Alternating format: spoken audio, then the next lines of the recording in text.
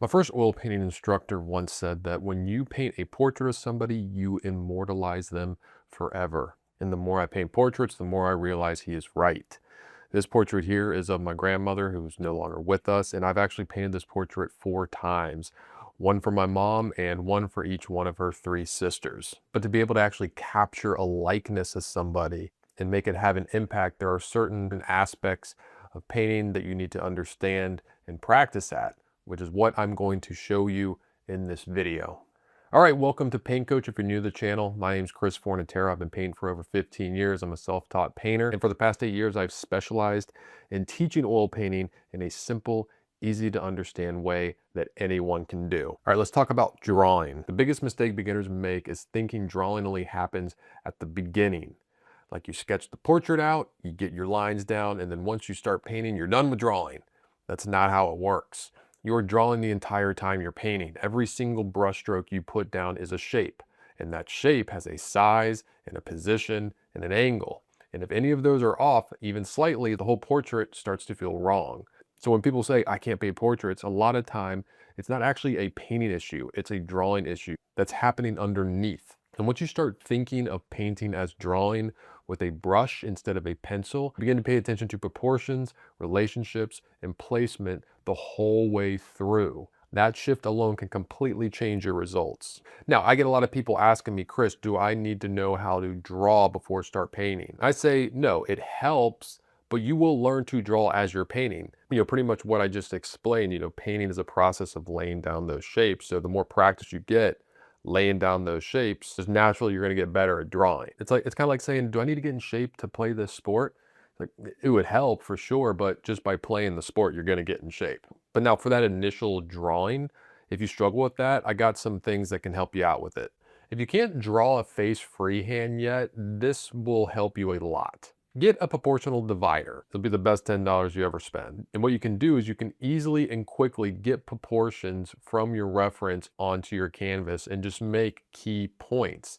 And then drawing it in is just a matter of connecting those points. And I really like this way because it's quick, it can be very accurate, but it still requires you to develop your observational skills and still requires a certain amount of drawing. And you can get as many measurements or as few of measurements as you like. And you see, the better you get at drawing, the fewer measurements you're going to need. Now, if you'd like a full free lesson on how I get a drawing using a proportional divider for a portrait, I'll put a link to where you can get that in the description of this video. Now, there is another way of drawing in a portrait that's a little more advanced, but in the long run, it can help you a lot. Learning the Lumis head method improved my portraits probably faster than anything else. I used to think I was really good at drawing until I tried to paint portraits from life and realized how weak my drawing skills of the head actually are. And so I found out about Andrew Lumis's book, Drawing the Head in Hands, and I proceeded to practice it every single day in my sketchbook until I understood it.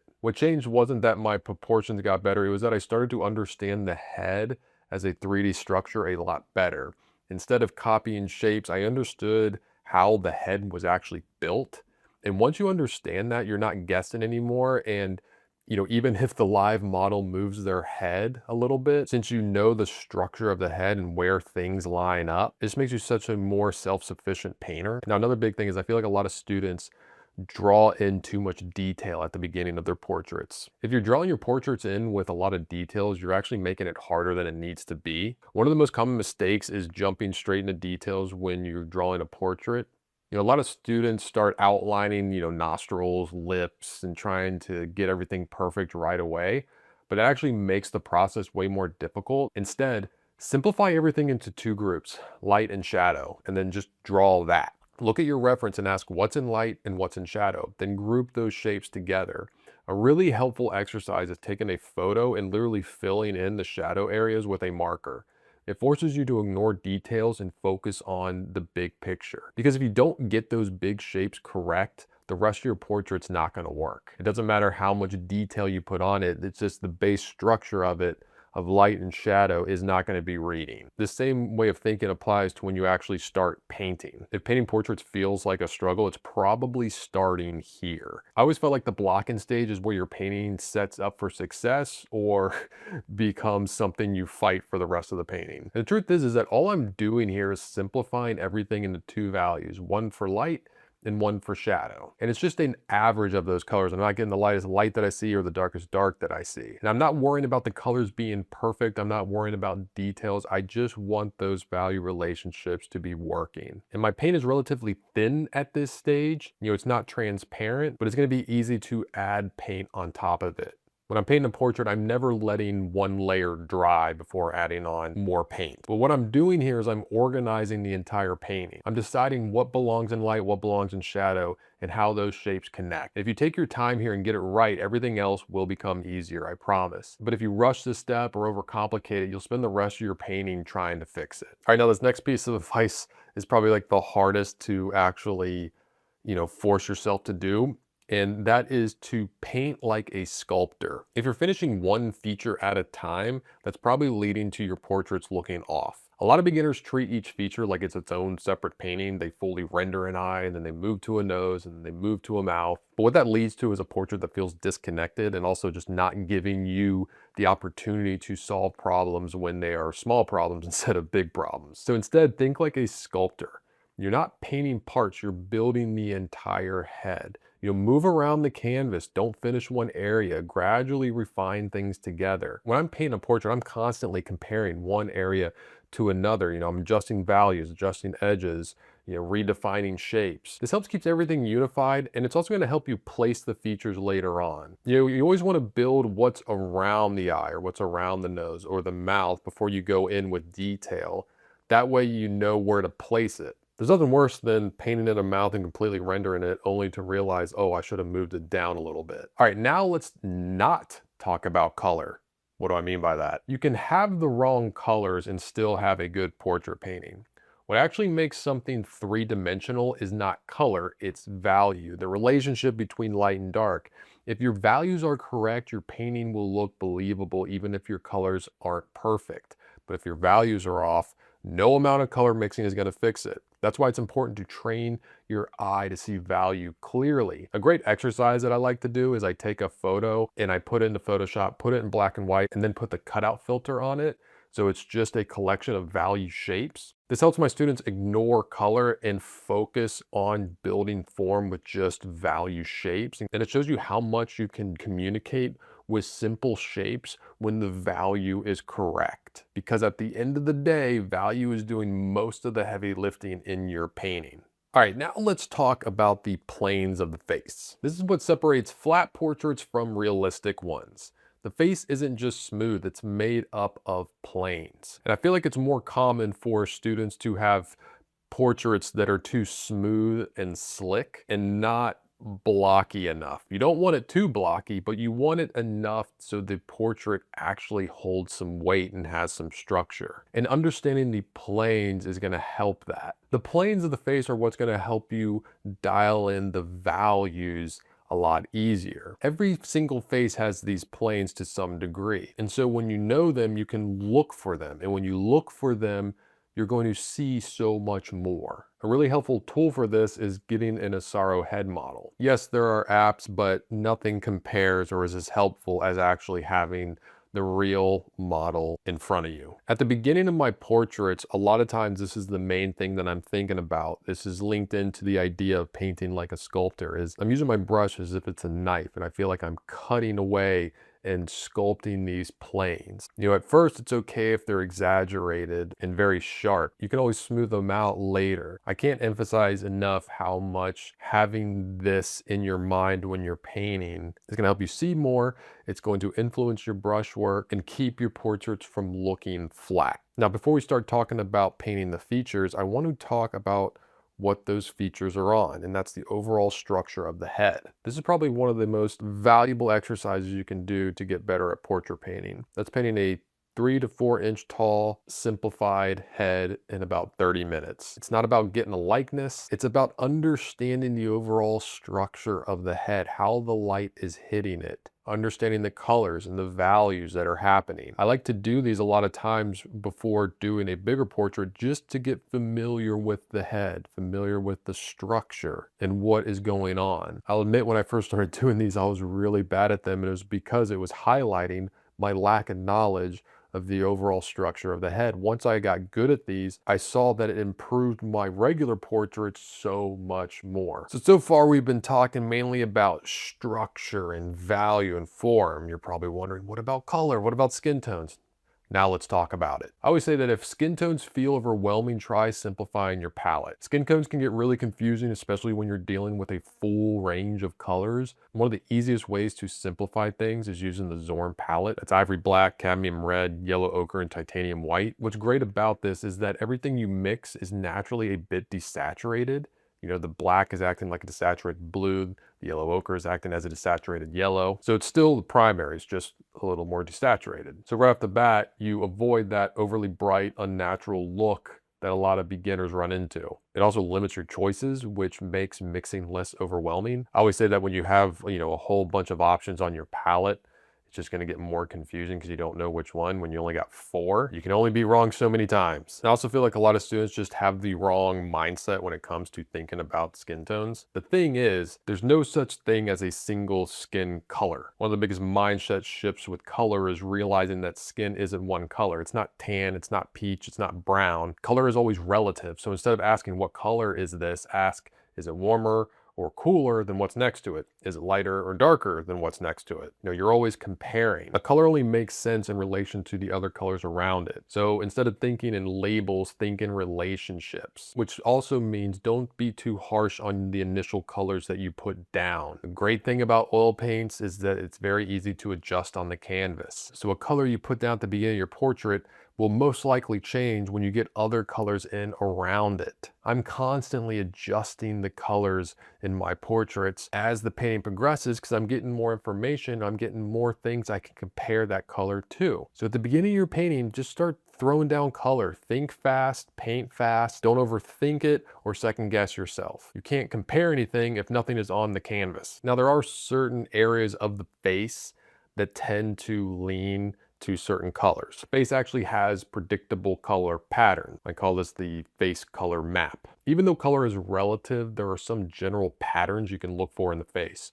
The cheeks and the nose tend to be warmer and more red because, the blood vessels are closer to the skin. Around the jaw and the mouth tends to be cooler or more gray because, facial hair, even on women, even the small hairs that you can't see still reflect light differently. Also, under the eyes can be slightly cooler as well, and the ears are usually more red. These aren't strict rules, but they're really helpful to keep an eye out for. If you keep them in mind, it gives you a good starting point and helps your portraits feel more natural. The last thing that you want to do is just mix up one color for the entire face and just lighten it and darken it. Now, if you want some more in-depth instruction on skin tones, I got a free skin tones lesson. In it, I break down the colors that I put on my palette and kind of how I think while mixing skin tones. If you want to check that out, I'll put a link to it in the description of this video. All right, now let's talk about painting the features. We'll start with the eyes. These are some of my best tips for painting eyes that will immediately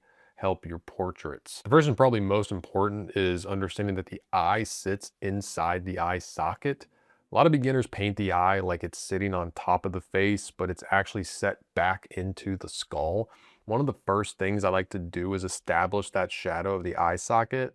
I often block in that color area first and then kind of pull the eye out of the shadow. That alone helps the eye feel like it's actually part of the head instead of placed on it. The next thing to understand is that the eyeball itself is a sphere and the eyelids are wrapping around that sphere. So instead of thinking of the eyelids as lines, think of them as forms. A really helpful way to simplify this is to break the top eyelid down into 3 planes and the bottom one into 2. And just getting those simple plane changes is often enough to make the eye feel 3-dimensional. Another big mistake is making the white of the eye too white. It's called the white of the eye, but it's almost never actually pure white. It's usually a grayish tone, and because the eyeball is a sphere, one side will be lighter and the other side will be darker depending on the light source. So if you paint it flat and bright, it's going to look unnatural right away. And another really important tip is to avoid using hard, sharp edges.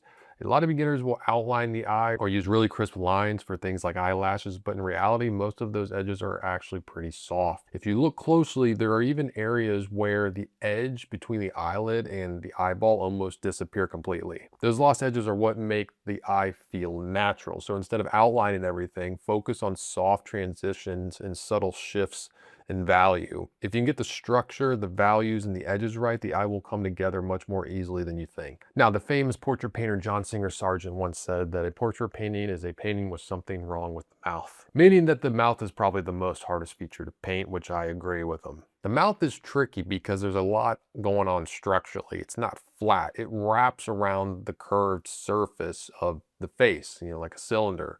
So the corners of the mouth are actually further back in space than, say, the middle of the mouth. Also, the top lip is usually darker because it faces downward, and the bottom lip sticks out more, so it's catching more light. I call this, a wall or a shelf. The top lip is a wall. The bottom lip is more like a shelf, so it's catching more light. There's also subtle plane changes across the lips themselves, and just being able to simply communicate those and knowing to look for those value shifts is going to better help you communicate what's going on. The corners of the mouth are also very tricky. They tend to be softer and cooler or grayer. You don't want to put a very hard, crisp stroke in the corner of the mouth. You kind of want it to be softer. There's also a lot of skin being tucked back into the corner of the mouth. So a very helpful thing to do is just study that structure and break it down so you know what to look for next time you're painting a mouth. Now, I get a lot of people asking me about how to paint teeth, and I always say the best thing to do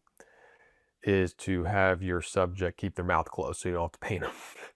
No, I'm just joking. Here's some helpful things with painting teeth. If your teeth look fake or distracting, you're probably over detailing them. Teeth are one of those things that people tend to overcomplicate. The biggest mistake is trying to paint each individual tooth right away. Instead, start by simplifying it. Think of the teeth as one single shape, like as if somebody's wearing a mouthpiece. Block in that overall light and shadow first without worrying about individual teeth. Because what really matters is the form, what's in light, what's in shadow, not the tiny details. Once that simple shape is working, then you can start to suggest separation between the teeth. And I say suggest because you don't need to fully define every tooth. In fact, if you do, it usually looks unnatural. Another thing is that teeth are not pure white. They usually are softer, slighter gray, or warmer tone depending on the lighting. And the edges should be subtle, especially where the teeth meet the gums or inside of the mouth. So simplify first, focus on the form, and just add enough detail to make it believable. All right, now it's time to talk about painting hair. If your hair looks stringy or overworked, you're probably thinking about it the wrong way. The first thing to understand is that hair is not a bunch of individual strands, it's a mass. A lot of beginners jump straight into painting individual hairs, but that usually makes their hair look just unnatural. Instead, think of the hair like a sculptor, like it's a statue. Block it in as one simple shape and focus on the overall form first. Ask yourself what's in light, what's in shadow.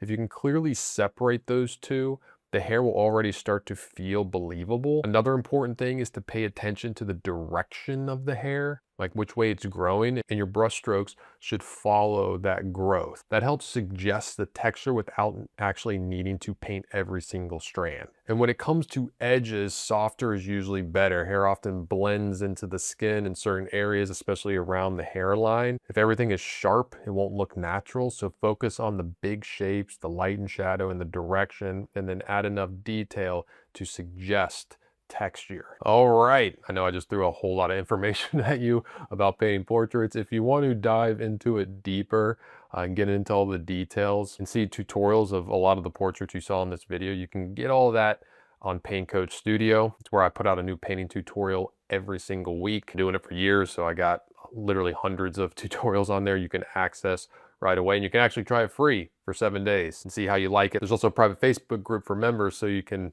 post your paintings in there and share advice, give advice. It's just a great, positive painting community.